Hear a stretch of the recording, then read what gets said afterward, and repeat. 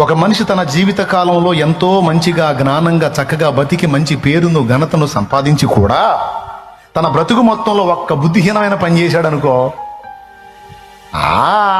ఏం బతికినా ఇదిగో ఎంత చేసినా ఎంత ఘనత పొందినా అదొక్కటి చేయకపోతే బాగుండేది. ఆ ఒక్క చోట తేడా పడ్డాడు, ఒక్కటి బుద్ధిహీనమైన పని చేసి చెడ్డ పేరు తెచ్చుకున్నాడని ఆ ఒక్కటే ఖర్చు మొత్తం తెల్లగా ఉండొచ్చు, కానీ మధ్యలో పెన్నుతో ఒక చిన్న డాటు పెట్టాను అనుకో, అప్పుడు మీకేం కనపడిద్ది?